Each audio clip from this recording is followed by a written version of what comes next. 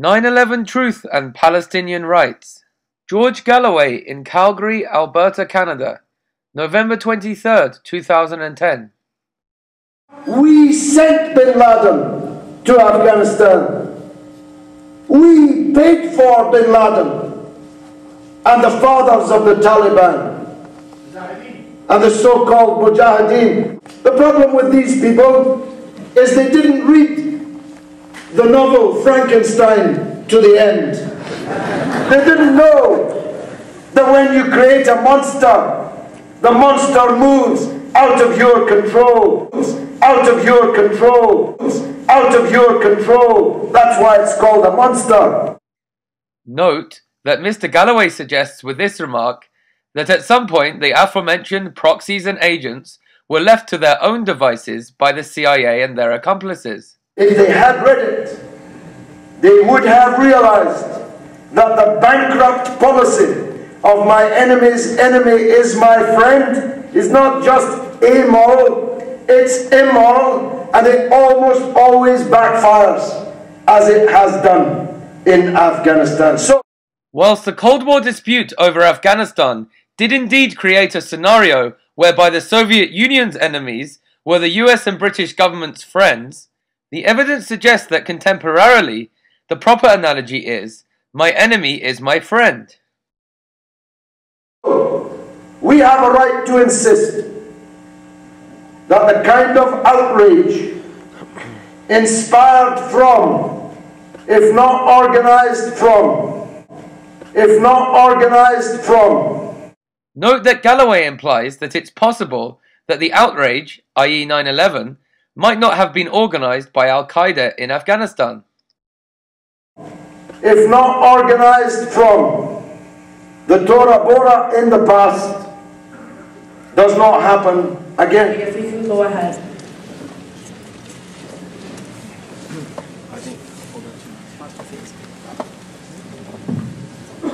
Mr. Galloway, I'd like to thank you very much for coming to Calgary. It's an honor to be in your presence, sir. I'd like to thank you for all the education you give me, because I've listened to your TalkSport radio shows avidly, and I've contributed, and you may even recognize my voice.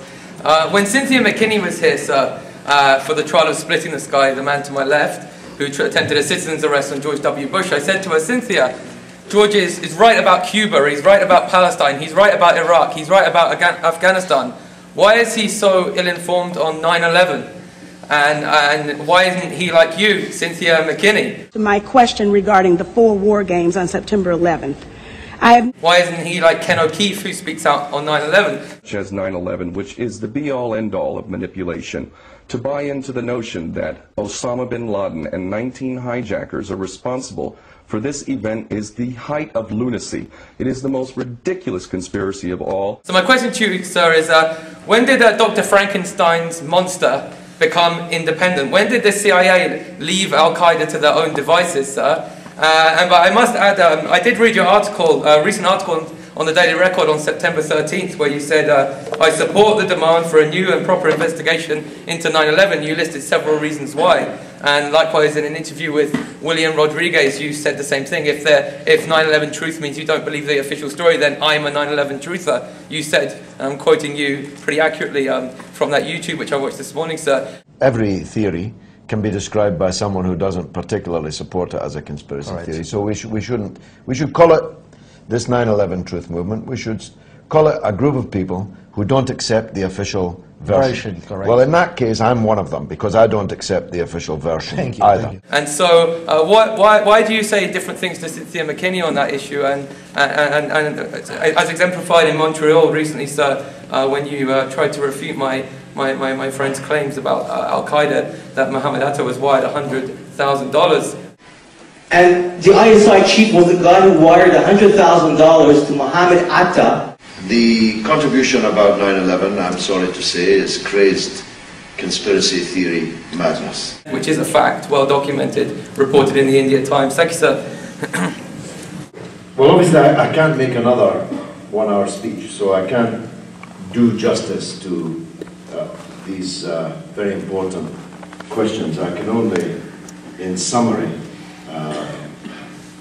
give you my honest views on them.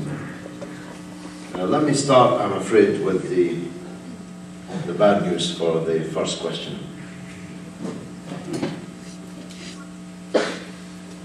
What your friend in Montreal said, and you have identified yourself with, is that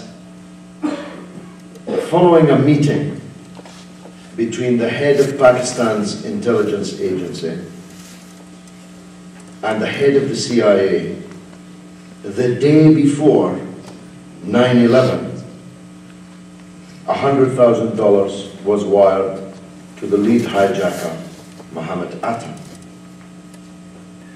Just think how stupid a statement that is. First of all, what good would $100,000 do the day before 9/11 to a man who was about to incinerate himself and thousands of others in a plane flown into a building? Mr. Galloway here assumes that Mohammed Atta boarded a plane on 9/11. Second, if the United States government was going to give money to the lead hijacker flying the plane, why would they do it by wire? Why would they do it in the presence of Pakistan's chief of intelligence? And the idea that something is documented because it was reported in the India Times is just about the stupidest comment I've ever heard at a public meeting. Can't you work out why the India Times might have a motive in implicating the head of Pakistan's intelligence agency in one of the biggest acts of mass murder in modern history? Can't you work that out? It's possible that the Times of India would have a motive to discredit the Pakistani ISI. But why would CNN report this story? And why would ABC News report this story? And why would the Wall Street Journal have also reported this story? Just to name a few sources, if this was untrue. I'm not saying that George W. Bush was not wicked enough to kill his own people for a broader political gain. I'm not saying... Mr. Galloway puts words in my mouth here. I don't recall suggesting that George W. Bush had anything to do with planning 9/11. Neither am I saying that the United States government and its agencies have never done such a thing before.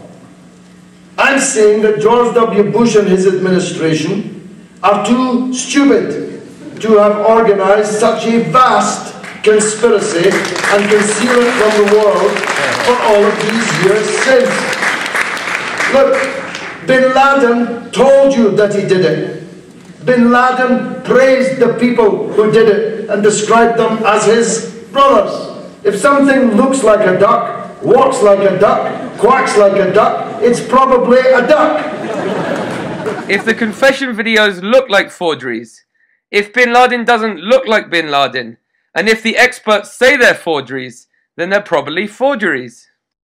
Far better to ask why this Islamist, fundamentalist, Salafist, jihadist extremism has grown, gone forth and multiplied. Islamic terrorists have grown and multiplied, according to Mr. Galloway. Although the media tells us this incessantly, it is in fact an unproven defamation against Islam. Mr. Galloway's blowback theory requires him to prescribe to one of the core mythologies of the global war on terror. That's a better question. And the answer to it is what I spent 60 minutes trying to explain. Frankly, I'm sorry because you're a regular listener and you're even reading my newspaper columns in Scotland, my God. And your books. You're stalking me. And your books. And all three of them, sir. To hurt you and upset you, but it's because I like you. Just sound mad. It just sounds insane. And it allows our enemies to laugh at us and ridicule us. I don't believe that we know all the facts about 9/11 any more than I believe We know the facts of who killed Bobby Kennedy, or who killed Jack Kennedy, or Malcolm X, or Martin Luther King. I'm in favour of as many inquiries as we can have into the activities of the American government and its secret state, but not because I believe that the government of America set out to murder 3,000 of its own citizens, not because they're not wicked enough, but because such a thing could never be kept secret. And once that secret was out, it would be the end of the political system in the United States. Wouldn't be the end of the president, wouldn't just be the end of the Republican Party, it would be the end of the political system of the United States itself. It's exactly because we've had whistleblowers, such as Sybil Edmonds and Kevin Ryan, that millions of citizens are indeed questioning the tenability of the US political system, which is predicated on a permanent war economy. And thousands of people would have to be in on this conspiracy. And it's just stupid to imagine that that could be true.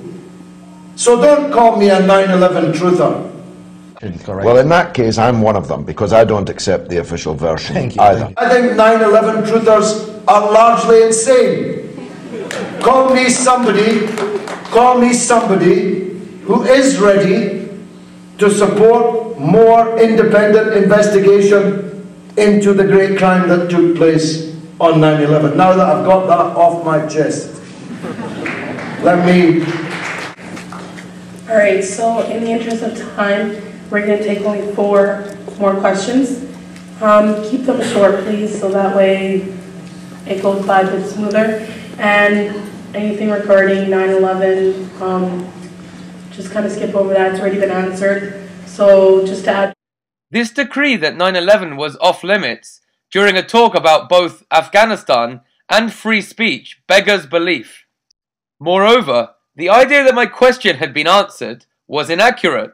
My main question was... And when did the CIA leave Al-Qaeda to their own devices, sir? Mr. Galloway only chose to respond to the observation I had made about his baseless dismissal of my friend's question about the $100,000 reportedly wired to Mohammed Atta prior to 9/11. Hit us with the first question. Yes, I'm Professor Anthony Hall from Globalization Studies at the University of Lethbridge. There is a terrible schism in the anti-war movement, which is weakening us. And I want to point to one of the heroes of the anti-war movement in the world, and certainly in Calgary. Splitting the Sky is sitting to my left. Splitting the Sky attempted a citizen's arrest of George W. Bush when he chose to come to Calgary for his first speech. And many people in this room... Yeah. Cynthia McKinney, I went to Paris to meet with Cynthia McKinney. She came here and was part of the proceedings. The former Attorney General of the United States, Ramsey Clark, came for the proceedings. I must say, we were in the law school. Not one person from the law school showed up to greet the former Attorney General of the United States. Sir, there is a deep schism having to do with shooting from the hip comments. Professors, my colleague, David Ray Griffin, has devoted 10 books. He is a conscientious professor. These are complex matters. They do not give themselves over to words like insane. Cynthia McKinney is not insane, sir, is not mad. Splitting the Sky is not mad. My graduate student, Josh Blakeney, who introduced me to your reputation, who's doing his MA thesis on the origins of the global war on terror, is not mad. The origins of this situation that we're in, this never-ending warfare, how it began and the circumstances that under which it began, it's very complex. And I want to appeal to you to reconsider and speak with more carefulness and not make splits in the anti-war movement, to support Splitting the Sky, David Ray Griffin, Joshua Blakeney. We are key to the anti-war movement. Well, you may very well be key to the anti-war movement, but I have a responsibility to tell you the truth as I see it.